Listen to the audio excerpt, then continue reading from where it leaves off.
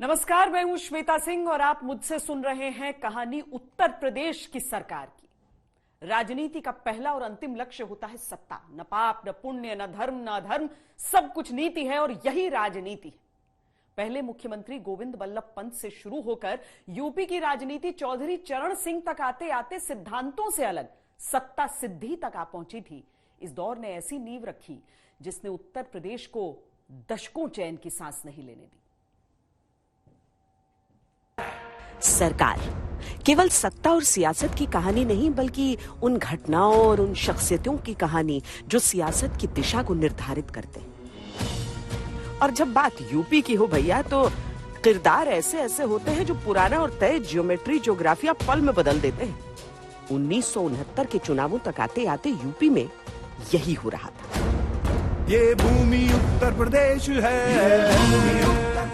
1969 में कांग्रेस बहुमत से दूर रही पर सरकार बना ली। सरकार चली 1 साल से कुछ कम। फिर चौधरी चरण सिंह की सरकार आई 225 दिन की। इसके बाद फिर लगा राष्ट्रपति शासन। लेकिन 17 दिन बाद ही सरकार बन गई। सीएम बने त्रिभुवन नारायण सिंह। 167 दिन बाद ये सरकार भी नहीं रही। अब सीएम बने कमलापति त्रिपाठी। कुल 2 साल 69 दिन के लिए। फिर लगा राष्ट्रपति शासन। 148 दिन बाद जब फिर बनी सरकार तो मुख्यमंत्री बने हेमवती नंदन बहुगुणा। उसके बाद तत्काल चुनाव होने वाले थे और चुनाव में एक दौड़ भाग करने वाले युवा मुख्यमंत्री की जरूरत थी। इसलिए हेमवती नंदन बहुगुणा का नाम पंडित उमाशंकर दीक्षित के कहने पर पंडित कमलापति जी ने इंदिरा गांधी को सुझाया था। 5वीं विधानसभा में अब तक 4 मुख्यमंत्री बदल चुके थे और दूसरी बार राष्ट्रपति शासन लग चुका था। लेकिन मुख्यमंत्रियों की कहानी का बड़ा ट्विस्ट आना बाकी था। इंदिरा गांधी से नाराज चल रहे पहाड़ी नेता हेमवती नंदन बहुगुणा को दिल्ली से यूपी भेज दिया गया और बहुत सोच समझकर यह फैसला लिया गया था। इंदिरा गांधी स्वयं में इतनी मजबूत नेता थी कि वे शायद ऐसा उनके बारे में कहा जाता है कि वो अपने पीछे भी कोई सेकंड लाइन के नेता नहीं देखना चाहती थी। बहुगुणा के बारे में यह कहा जाता था कि अगर उनकी लोकप्रियता इसी तरह से बढ़ती गई तो वह एक दिन प्रधानमंत्री पद के दावेदार हो सकते हैं। तो ऐसे में उनकी लोकप्रियता की वजह से उन्हें मुख्यमंत्री तो बनाया गया। बहुगुणा भेजे गए थे इसलिए कि केंद्र से उनके रिश्ते अच्छे हो जाएंगे, क्योंकि वो बड़े और जनाधार वाले नेता थे। लेकिन बात बिगड़ गई संजय गांधी को लेकर।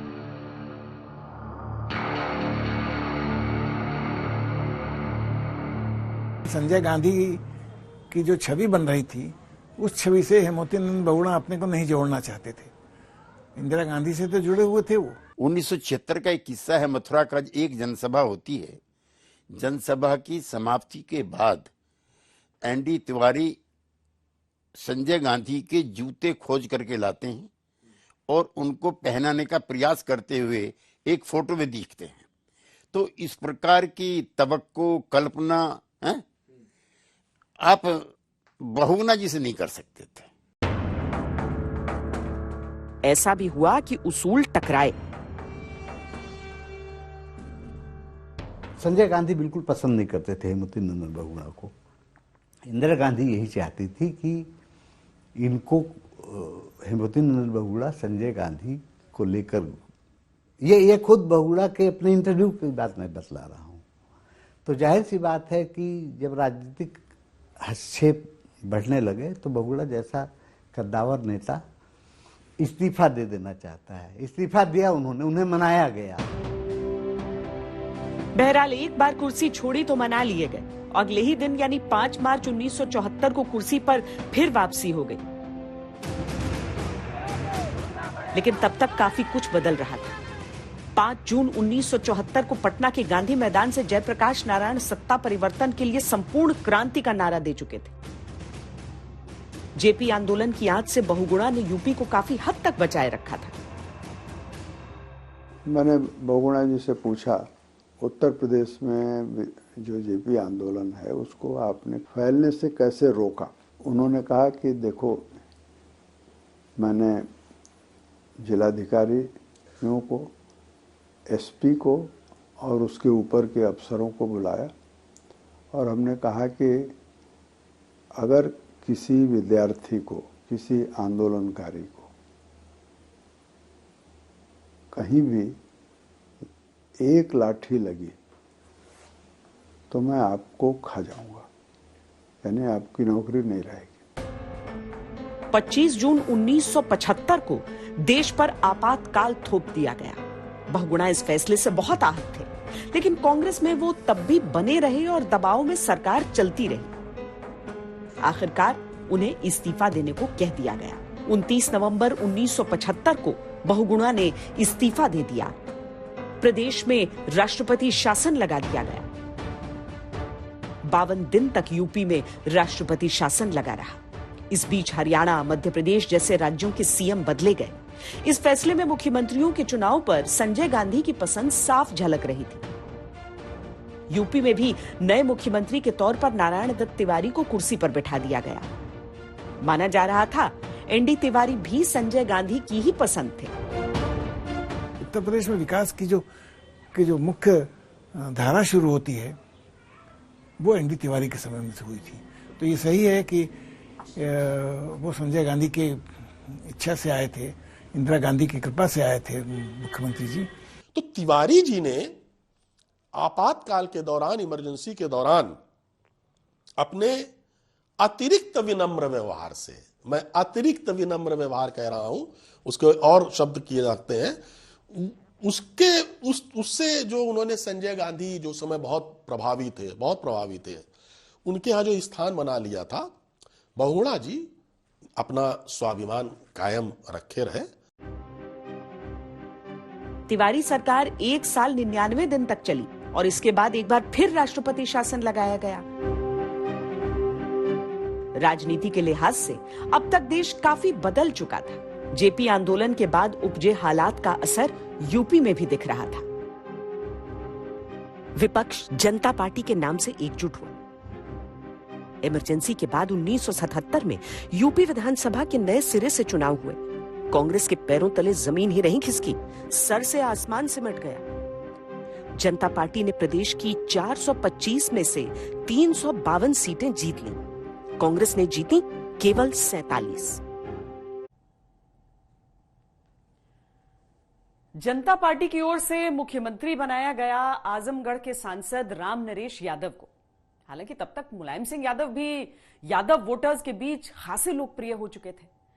मुलायम सिंह 3 बार के विधायक भी थे। मुलायम सीएम नहीं बने, पशुपालन मंत्री बने। अंदर ही अंदर वो ये समझ चुके थे कि चौधरी चरण सिंह अगर चाहते तो वो ही मुख्यमंत्री बनते। खैर, जनता पार्टी की सरकार में भी सब ठीक ठाक नहीं था। 2 साल बाद राम नरेश यादव का भी इस्तीफा हो गया। बाबू बनारसी दास मुख्यमंत्री बने। लेकिन 1 साल बाद फिर राष्ट्रपति शासन लग गया। जनता पार्टी कांग्रेस का विकल्प बनने चली थी, लेकिन उसका जो सियासी हश्र हुआ उसने कांग्रेस को संजीवनी दे दी, देश में भी और उत्तर प्रदेश में भी। 1980 में देश और यूपी के चुनाव हुए और पूरे देश में इंदिरा के नाम की आंधी चल गई। यूपी में कांग्रेस ने 425 में से 309 सीटें जीत ली। जनसंघ से बनी भारतीय जनता पार्टी को 11 सीटें मिली। आपातकाल के बाद की ये बदली हुई कांग्रेस थी। पुराने नेताओं की जगह नई ब्रिगेड तैयार थी। आम चुनावों में यूपी ने लगभग हर बड़े नाम को चुनकर लोकसभा भेजा था। लिहाजा यूपी का मुख्यमंत्री ऐसा होना चाहिए था जो पार्टी और परिवार के प्रति समर्पित हो और काम भी कर सके। इंदिरा गांधी और संजय गांधी ने वीपी सिंह पर भरोसा किया। इंदिरा गांधी के साथ वीवी गिरी के चुनाव से लेकर और इमरजेंसी तक जो इंदिरा गांधी के साथ खड़े रहे, उसमें जो लोग थे उसमें सबसे ज़्यादा विश्वनाथ प्रताप सिंह अगुवाई कर रहे थे। उस समय जो संजय गांधी के सहयोगी थे, जिसको संजय ब्रिगेड भी कहते थे या अलग अलग विशेषण दिए जाते थे, तो वो दरअसल वीपी सिंह उस ब्रिगेड की खोज थी। जब 1980 में विधानसभा के चुनाव हुए तो उसके बाद सारे विधायकों ने सर्वसम्मति से संजय गांधी को मुख्यमंत्री के लिए नियुक्त कर दिया। सब लेकर के फिर इंदिरा जी के पास गए। इंदिरा जी ने संजय गांधी को मना कर दिया कि वो मैं उनको यूपी नहीं भेजूंगी। फिर संजय गांधी की पसंद वीपी सिंह बने, चूंकि बहुगुना भी कांग्रेस छोड़ चुके थे, और उसी के बदले इतने शुक्रगुजार रहे उम्र भर वो इंदिरा जी के कि एक जूनियर पॉलिटिकल लीडर होने के नाते भी सबसे बड़े प्रदेश की जिम्मेदारी इंदिरा जी ने उनको सौंपी। लेकिन वीपी सिंह के लिए यह कुर्सी कांटेदार थी। 49 मंत्रियों में से उनके चुने हुए केवल 6 मंत्री थे। जातीय दरारों को भी वीपी सिंह पाट नहीं पा रहे थे और वो इस बात से बेहद परेशान थे कि 180 विधायकों समेत उनके आधे मंत्रिमंडल पर आपराधिक मामले थे। विश्वनाथ प्रताप सिंह ने 9 बार मंत्रिमंडल में फेरबदल जरूर किया, लेकिन उन्हें अहम बदलाव करने की इजाजत नहीं दी गई। मुख्यमंत्री रहते वीपी सिंह कांग्रेस के नेताओं के रवैये पर भी सवाल उठा दिया करते थे। यही कारण था कि कांग्रेस के कई सांसद उनके पक्ष में नहीं थे। बहरहाल विश्वनाथ प्रताप सिंह इंदिरा गांधी के पसंदीदा थे तो सरकार चलती रही। जब ये मांडा के राजा थे उस समय भी इन्होंने विनोबा के और जयप्रकाश नारायण के जो भूदान आंदोलन था उसमें अपनी जमीन का बड़ा हिस्सा उन्होंने सर्वोदय में भूदान में दान दे दिया था, जिसको लेकर के इनकी प्रसिद्धि हुई। और राजा नहीं फकीर है, देश की तकदीर है, ये नारा उनके चुनाव अभियान का मुख्य हिस्सा भी बना। उस दौरान बुंदेलखंड में डाकुओं का बड़ा आतंक था और ये वीपी सरकार के लिए बड़ी चुनौती थी। वीपी सिंह ने ऐलान कर दिया था कि अगर डाकुओं से यूपी को मुक्त नहीं करा पाया तो मुख्यमंत्री की कुर्सी छोड़ दूंगा। पर डाकुओं का आतंक बेकाबू हो रहा था। फूलन देवी ने फरवरी 1981 में बेमई हत्याकांड को अंजाम दिया। 21 ठाकुरों की हत्या कर दी।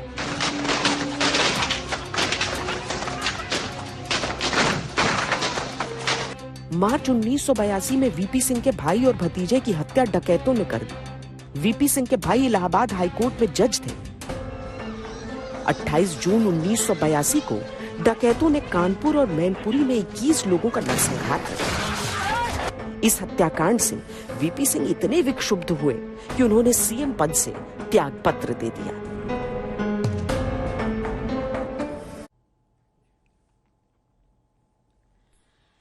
वीपी सिंह ने इससे पहले 2 बार और इस्तीफे की चिट्ठी लिखी थी। पहली बार जब सितंबर 1980 में मुरादाबाद और अलीगढ़ में सांप्रदायिक हिंसा हुई थी, पर तब इंदिरा गांधी ने इस्तीफा अस्वीकार कर दिया था। और दूसरी बार जब नवंबर 1981 में राधे संतोषा गैंग ने मैनपुरी में 24 लोगों की नृशंस हत्या कर दी थी। तब पुलिस ने समय रहते राधे और संतोषा को गिरफ्तार कर लिया और 1 महीने में 50 डकैतों को मौत के घाट उतार दिया। पर इस बार वो इस्तीफे पर डटे रहे और आखिरकार वो स्वीकार भी हो गया। वीपी सिंह के इस्तीफे के बाद श्रीपति मिश्र को मुख्यमंत्री बनाया गया। वीपी सिंह केंद्र की राजनीति में लौट गए और एक बार फिर केंद्र में मंत्री बना दिए गए। श्रीपति मिश्र जनाधार वाले ब्राह्मण नेता थे जो जज से गांव प्रधान और फिर सक्रिय राजनीति में आए थे। श्रीपति ने भी डाकू मुक्त अभियान को आगे बढ़ाया, पर उनकी राजीव गांधी से बनती नहीं थी और तब तक राजीव केंद्रीय राजनीति में सक्रिय हो चुके थे। ये वो दौर है जब उत्तर प्रदेश में कांग्रेस का नेतृत्व कांग्रेस से अलग हो चुका था। चाहे सीबी गुप्ता थे, चाहे बहुगुणा जी थे, चाहे चौधरी चरण सिंह थे, चाहे कमलापति त्रिपाठी थे, और जूनियर नेताओं में मारा मारी थी। बलराम सिंह यादव थे, वीर बहादुर सिंह थे और श्रीपति मिश्र भी थे। लिहाजा एक तो कांग्रेस का आंतरिक संघर्ष और उत्तर प्रदेश जैसे बड़े प्रदेश को ना संभालने की वजह से ये ही एक मुख्य कारण था कि श्रीपति मिश्र भी अपना त्यागपत्र दे दिए। श्रीपति मिश्र की विदाई के बाद बचे कार्यकाल के लिए नारायण दत्त तिवारी को दूसरी बार मुख्यमंत्री की कुर्सी सौंप दी गई। उनकी एक बहुत व्यापक दृष्टि थी, वो बहुत अच्छे प्रशासक थे, समर्पित प्रशासक थे। एनडी तिवारी को फिर से मुख्यमंत्री की कुर्सी संभालने के 3 महीने बाद तत्कालीन प्रधानमंत्री इंदिरा गांधी की हत्या हो गई। आए राजीव गांधी, पार्टी, संगठन सब राजीव गांधी के पास आ गए। इस बीच नई विधानसभा का चुनाव भी हो गया और कांग्रेस पूर्ण बहुमत से फिर सत्ता में लौट आई। नारायण दत्त तिवारी ने फिर से मुख्यमंत्री पद की शपथ ली। एनडी तिवारी को पद संभाले मुश्किल से 1 साल हुआ था जब एक दिन राजीव गांधी यूपी के दौरे पर गए।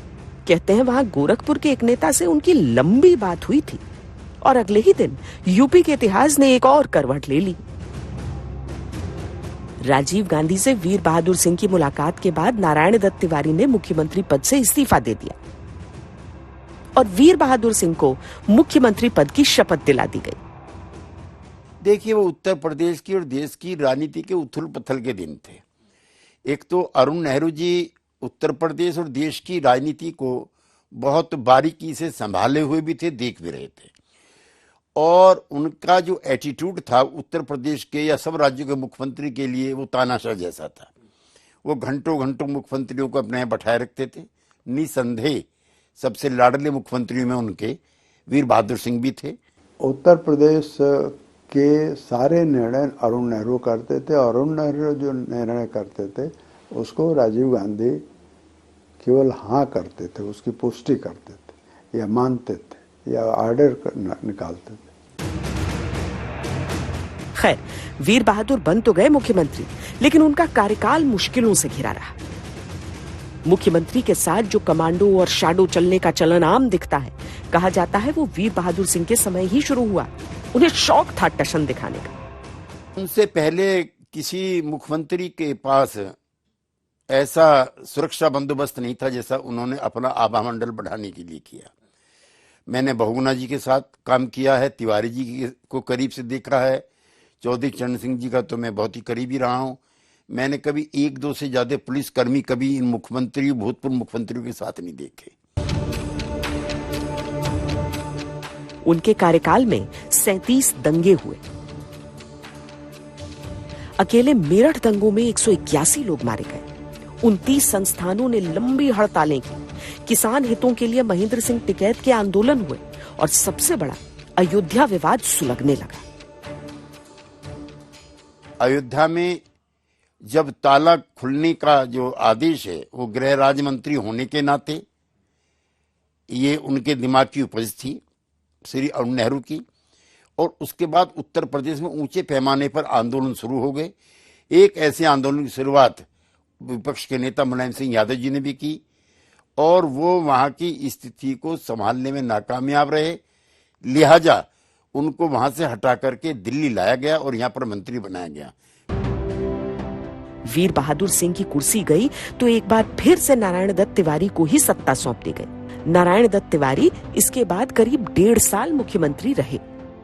पूरा प्रांत व्यापी, पूरा प्रदेश व्यापी इंफ्रास्ट्रक्चर डेवलप करने का जो अच्छा काम हुआ, sugar mills, universities, medical colleges वगैरह वगैरह, सड़कें, नहरें, पुल, तो वो तिवारी जी के समय में बहुत अच्छा काम हुआ। इस बीच केंद्रीय राजनीति की उथल पुथल का असर भी यूपी पर पड़ने वाला था। वीपी सिंह ने पार्टी के भीतर विवाद के कारण कांग्रेस छोड़ दी और राजीव गांधी के खिलाफ बोफोर्स का मुद्दा लेकर उतर गए। विपक्षी दलों को जनता दल के बैनर तले लाकर वो इसका नेतृत्व कर रहे थे। 1989 में यूपी के चुनाव हुए और यहां से कांग्रेस के लिए फिर यूपी में कभी न खत्म होने वाला वनवास शुरू हो गया।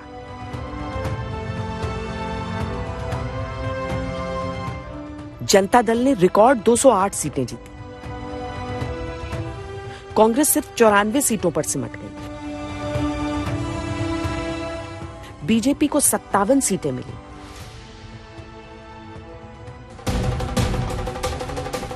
जनता दल को मुख्यमंत्री चुनना था। मामला फंसा था चौधरी चरण सिंह के पुत्र अजीत सिंह और मुलायम सिंह यादव के बीच।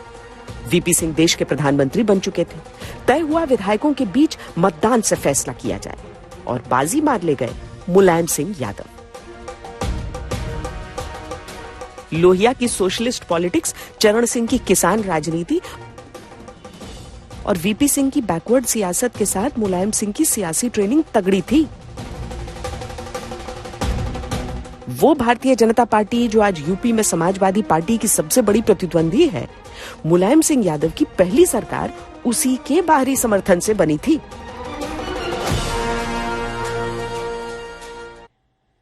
केंद्र में वीपी, यूपी में मुलायम सिंह, दोनों में पुरानी अदावत, लेकिन राजनीतिक रास्ते पर नजरें बचाते हुए दोनों साथ साथ चल रहे थे। दोनों ही सरकारों को बीजेपी का समर्थन था। मुलायम सिंह तो वीपी सिंह की वजह से जनता दल का हिस्सा तक बनने को ही तैयार नहीं थे। वो तो जॉर्ज फर्नांडिस ने उन्हें मनाया और कहा वीपी तुम्हारे किसी काम में हस्तक्षेप नहीं करेंगे। तब उन्होंने अपनी राजनीतिक पार्टी लोक दल का जनता दल में विलय कराया। मुलायम के लिए बतौर मुख्यमंत्री पहला ही कार्यकाल निर्णायक साबित हुआ।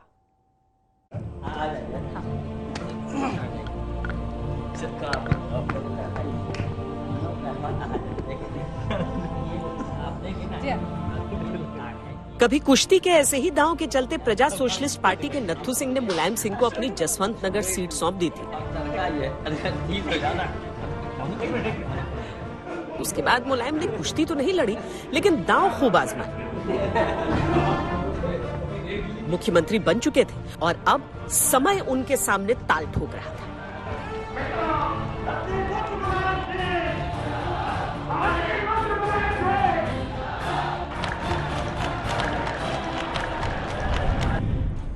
फैसला लेने के मामले में, आम कार्यकर्ताओं से पहुंच के मामले में, कार्यकर्ताओं को मदद करने के मामले में, अपने विरोधियों से निपटने के मामले में उनका कोई सानी नहीं था। वो जमीन से उठ करके आए थे। वो बहुत साधारण कृषक परिवार में पैदा हुए थे। अपनी मेहनत के बलबूते पर उन्होंने ये मुकाम पाया। वो निर्भीक थे, निडर थे और कठोर से कठोर फैसला लेने के लिए जाने जाते थे।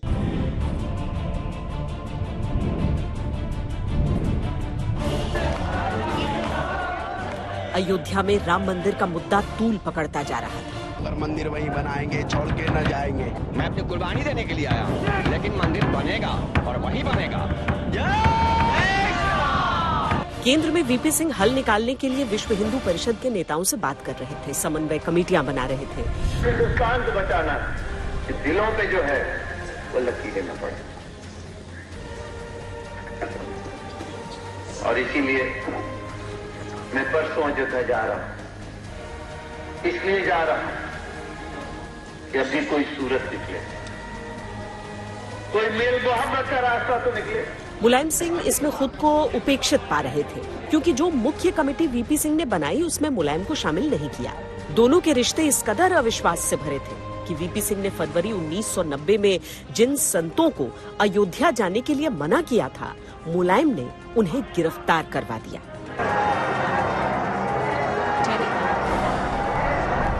खुली हुई फाइल है कि वो राजनीतिक स्तर पर आडवाणी जी की यात्रा निकली और राम जन्मभूमि आंदोलन हुआ और उसके पीछे पूरा संघ परिवार था, संघ से जुड़े हुए संगठन थे।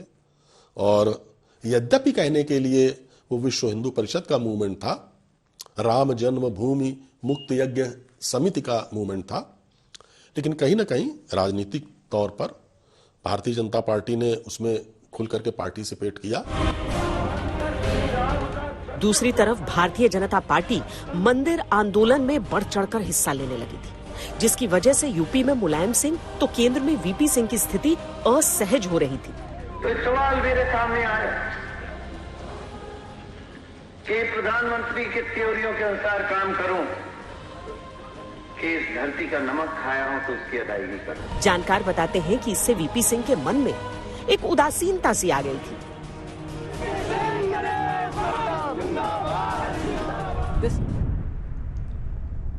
विश्वनाथ प्रताप सिंह एक समय आया जब वो सरकार चलाने में उनकी कोई दिलचस्पी नहीं थी, क्योंकि उन्होंने देख लिया कि सरकार चलेगी नहीं। तो वो मुद्दे खोजने लगे कि चुनाव के लिए मुद्दे क्या होंगे। वाजपेयी जी और आडवाणी जी ने उस बातचीत में समझ लिया कि ये सरकार चलाने में प्रधानमंत्री की ही दिलचस्पी नहीं है। प्रधानमंत्री तो अब नए चुनाव के लिए अपने मुद्दे तलाश रहा है। तो बीजेपी में भी आत्ममंथन शुरू हुआ कि हमारा नया मुद्दा क्या हो, और उसमें गोविंदाचार्य और प्रमोद महाजन ने लाल कृष्ण आडवाणी से अयोध्या की रथ यात्रा का प्रस्ताव रखा। समाजवादी पार्टी को कुछ भी करना पड़ा, ये हर जगह भारतीय जनता पार्टी की शक्ति को रोकेंगे। मुलायम सिंह को लगता था कि वीपी सिंह साधु संतों से बात करके उन्हें उनकी सरकार के खिलाफ उकसाते हैं, ताकि किसी तरह ऐसा माहौल बने कि उनकी सरकार गिर जाए। कुछ नहीं होता, ये तो एक संविधान में दिया हुआ है। उन्होंने कुछ तो वीपी सिंह और कुछ बीजेपी की राजनीति को जवाब देने के लिहाज से सांप्रदायिक सद्भाव रैली के नाम से पूरे उत्तर प्रदेश में मंदिर आंदोलन के खिलाफ बिगुल फूंक दिया। 1990 का साल इसी सब उठापटक में बीत रहा था। कभी सुनाई देता था कि अयोध्या को लेकर कोई अध्यादेश तैयार हो रहा है, कभी पता चलता था कि मुलायम सिंह के विरोध के चलते वीपी सरकार अध्यादेश नहीं ला रही है। अध्यादेश का विरोध करके मुलायम सिंह सेक्युलर राजनीति के सबसे बड़े झंडाबरदार बन गए। बहरहाल इस सब के बीच वीपी सिंह ने अचानक 7 अगस्त 1990 को मंडल आयोग की सिफारिशों को लागू करने की घोषणा कर दी। डॉक्टर भीमराव अंबेडकर के न्याय वर्ष में एक फैसला हाल में सरकार ने लिया कि पिछड़े वर्ग को हम सरकारी नौकरियों में और पब्लिक सेक्टर में स्थान दें। सत्ता के इस ढांचे में देश की चलाने और संवारने में, उसके फैसला करने में हम हिस्सेदारी देने चाहते हैं और मजबूती से देना चाहते हैं। पूरा देश चल उठा था। कलम चलाना छोड़ दिया, बंदूक चलाना सीखेंगे।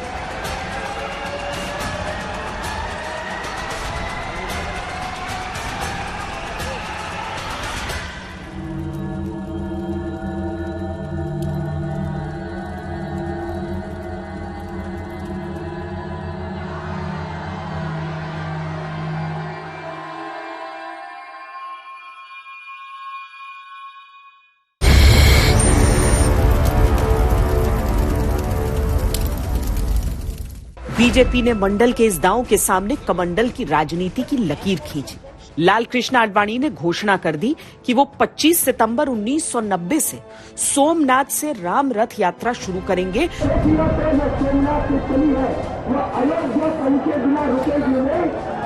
अभिप्राय इस रथ से नहीं है, मेरा अभिप्राय अपने से नहीं है, मेरा अभिप्राय इस रथ यात्रा से है, इस लोक रथ यात्रा से अपने सामने देख रहा हूँ, जो 30 अक्टूबर को अयोध्या में खत्म होगी। इसके बाद कार सेवा की जाएगी। नरेंद्र मोदी ने तब इस रथ यात्रा की पूरी मैनेजमेंट की थी। तो ये बहुत ही वैमनस्य का, घृणा का, गर्म राजनीतिक माहौल था। और जब वो सोमनाथ से चलते हैं तो उनके सारथी के रूप में प्रमोद महाजन और श्री नरेंद्र मोदी जी होते हैं। वो संघ के एक प्रचारक के रूप में, भाजपा के गुजरात के नेता के रूप में काफ़ी प्रसिद्ध उस समय हो चुके थे और उन्होंने पूरे गुजरात में अच्छे तरीके से मैनेज किया। फिर प्रमोद महाजन भी इसमें उनकी मदद करते रहे, लेकिन देश का वातावरण बहुत घृणा और विद्वेष से भरा हुआ था।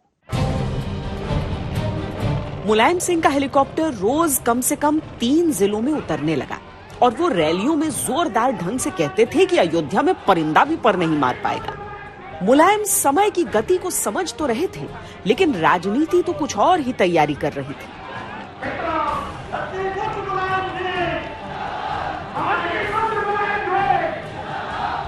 तय था कि आडवाणी की रथ यात्रा का अंतिम मैदान यूपी की अयोध्या थी, लेकिन वीपी सिंह ने अयोध्या पहुंचने से पहले ही बिहार में लालू प्रसाद यादव को फोन करके आडवाणी को गिरफ्तार करने की सलाह दे दी। हेलो, कौन? नमस्कार लालू जी, कैसे हैं? मैं विश्वनाथ प्रताप सिंह बोल रहा हूं। जी जी नमस्कार, कहिए। यूपी में घुसते ही मुलायम आडवाणी जी को गिरफ्तार करेंगे। अरे तो ठीक है, अयोध्या की राजनीति वही संभाले। लालू जी बात को समझिए, आप ही गिरफ्तार कीजिए, वरना मुलायम को इसका राजनीतिक लाभ मिल जाएगा। ऐसा है, ठीक है, आडवाणी जी को अभी गिरफ्तार कराए दे रहे हैं। अभी नहीं, रात 2 बजे के बाद ठीक रहेगा। तो जो मुलायम सिंह यूपी में आडवाणी की रथ यात्रा को रोककर मंडल और सेक्युलर राजनीति के हीरो बनने की तैयारी कर चुके थे, वो क्रेडिट वीपी सिंह की सलाह के बाद लालू प्रसाद यादव ले गए। खैर, रथ यात्रा तो रुक गई, लेकिन कार सेवक अयोध्या में 29 अक्टूबर 1990 से ही पहुंचने लगा। ऐसा लग रहा है कि कार सेवा रुक नहीं सकती, चाहे इसको संत महात्मा रोके, चाहे नेता लोग रुके। मुलायम सिंह ने पुलिस प्रशासन की कड़ी व्यवस्था की थी, लेकिन कई नेता, जिनमें अशोक सिंघल भी शामिल थे, भेष बदलकर पहुंच गए, मगर कार सेवा नहीं छोड़ी। आपका कहना है कि आप किसी भी हालत में आपकी कार सेवा नहीं छोड़ेंगे? हम किसी भी हालत में नहीं छोड़ेंगे। 30 अक्टूबर को अचानक अयोध्या में जगह जगह से कार सेवक निकलने लगे और विवादित स्थल तक पहुंच गए। नारेबाजी शुरू हो गई।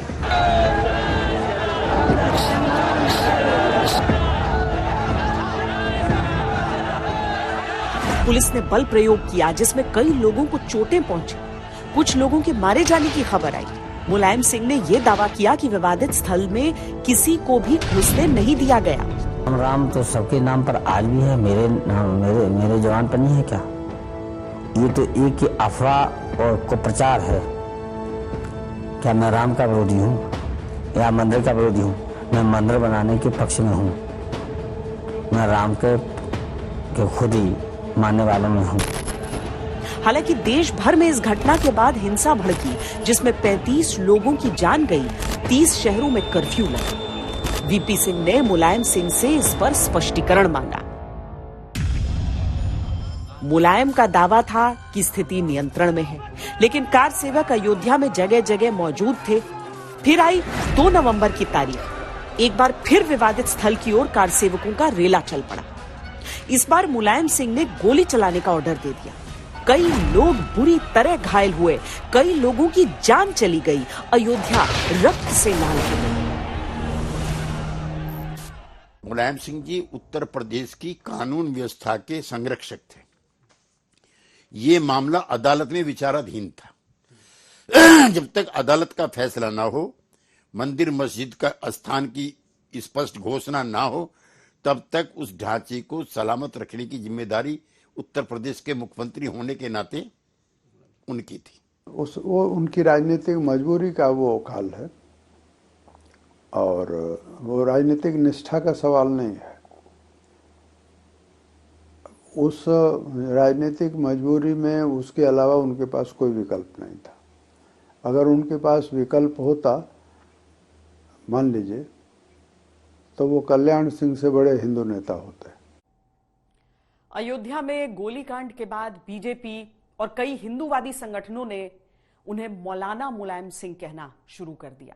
एक लकीर खिंच गई। बीजेपी ने केंद्र में वीपी सिंह सरकार से समर्थन वापस ले लिया। वीपी सिंह की सरकार गिर गई। केंद्र में चंद्रशेखर की सरकार बनी, जिसे कांग्रेस ने समर्थन दिया। मुलायम सिंह ने तुरंत पाला बदला और चंद्रशेखर के साथ हो लिए। कांग्रेस ने यूपी में मुलायम सिंह सरकार को सपोर्ट कर दिया। इस तरह उन्होंने अपनी सरकार यूपी में बचाए रखी। चंद्रशेखर प्रधानमंत्री बने तो उन्होंने अयोध्या मुद्दे को प्राथमिकता से हल करने के प्रयास किए। एक समय लगने लगा था कि शायद कोई हल निकलने वाला है, लेकिन तभी राजीव गांधी के नेतृत्व वाली कांग्रेस ने उनकी सरकार पर जासूसी कराने का आरोप लगाते हुए समर्थन वापस ले लिया। केंद्र की चंद्रशेखर सरकार गिर गई और यूपी में कांग्रेस नई चाल चलने की तैयारी में थी। Form this government because I have not the support. You say that you will extend this support. If you have any problem, let me know. I shall try to fulfill to solve that problem. If there is any difficulty, I shall explain to you. And if you do anything pinpricking, I shall resign the same moment. Congress मुलायम सरकार को गिराकर राष्ट्रपति शासन लगाना चाहती थी ताकि अगले चुनाव की तैयारियों का समय मिल सके। लेकिन यह खबर किसी तरह मुलायम सिंह को लग गई। उन्होंने अगले दिन कांग्रेस की समर्थन वापसी की घोषणा से पहले ही 1991 के चुनाव मंडल और मंदिर की बुनियाद पर लड़े जा रहे थे। मंडल का चेहरा यूपी में मुलायम सिंह बने हुए थे। मंदिर की राजनीति में भी विरोध का सबसे तीखा स्वर उनका ही था। बीजेपी ने बहुत होशियारी से इसकी काट तलाशी। ओबीसी वर्ग से आने वाले कल्याण सिंह को यूपी में चुनावों की कमान का सेनापति बनाया और मंदिर आंदोलन का वैचारिक रथ भी उन्हीं को थमा दिया। कल्याण सिंह ने जिस शैली में प्रचार किया उससे उनकी फायर ब्रांड हिंदू हृदय सम्राट की छवि बनी। हालांकि बीजेपी के प्रचार में सबसे बड़ा वादा गुड गवर्नेंस का होता था। कल्याण सिंह मुलायम सिंह यादव की उस राजनीति की काट थे जो बीजेपी की मंदिर राजनीति के खिलाफ मुखर थी। इतिहास लिखेगा कि भारतवर्ष में एक ऐसा भी प्रधानमंत्री श्री अटल बिहारी वाजपेयी के रूप में हुआ जिसने व्यक्तिगत ईर्ष्या द्वेष के कारण अपनी ही पार्टी को जमींदोज कर दिया। चूंकि लोकसभा के चुनाव भी साथ साथ चल रहे थे तो वहां भी मंडल कमंडल का मुद्दा छाया हुआ था। इसी बीच प्रचार के दौरान तमिलनाडु में राजीव गांधी की हत्या हो गई।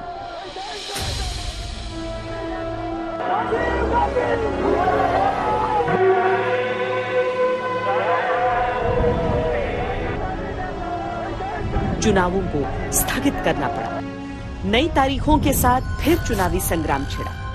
मुलायम सिंह पिछड़ों और मुसलमानों के नेता के तौर पर स्थापित हो चुके थे तो कल्याण सिंह पिछड़ों और हिंदुओं के नेता के तौर पर उभरे।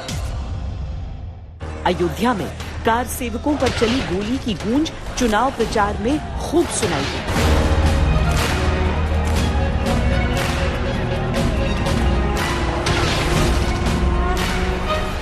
चुनाव के नतीजे आए। यूपी के इतिहास में नई करवट। पहली बार बीजेपी को पूर्ण बहुमत मिला था। बीजेपी को 221 सीटें मिली, जनता दल को मिली 92 सीटें और कांग्रेस को 46। चुनावों में बीजेपी की बारात लेकर कल्याण सिंह निकले थे, लिहाजा बहुमत से जीत मिली तो सेहरा भी उन्हीं के सर पर बांधा गया। की शपथ लेता हूं। कल्याण सिंह ने अपने कार्यकाल में एक ऐसा फैसला लिया जिसने पूरी राजनीति को हिलाकर रख दिया था। फैसला था नकल अध्यादेश को लागू करने का।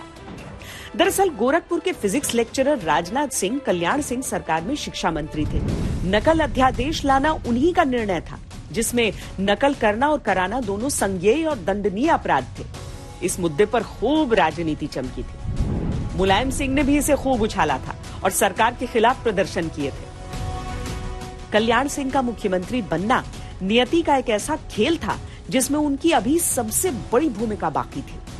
उनकी सरकार में माफियाओं पर कार्रवाई, गुंडागर्दी के खिलाफ कड़ा एक्शन जैसे कई दूसरे फैसले भी लिए गए। तो कानून का कड़ाई से अनुपालन सुनिश्चित किया जाना चाहिए, वहीं पर उतनी ही कड़ाई से इस कानून के दुरुपयोग को भी रोका जाना चाहिए। लेकिन मंदिर आंदोलन उनकी परीक्षा लेने की तैयारी कर चुका था और वो तारीख थी 6 दिसंबर 1992।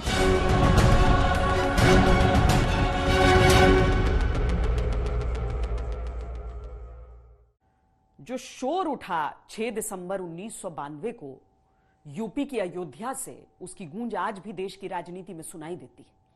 उस एक तारीख ने उत्तर प्रदेश और समूचे देश की सियासत को हमेशा के लिए बदल दिया। दिखाएंगे सरकार के अगले एपिसोड में।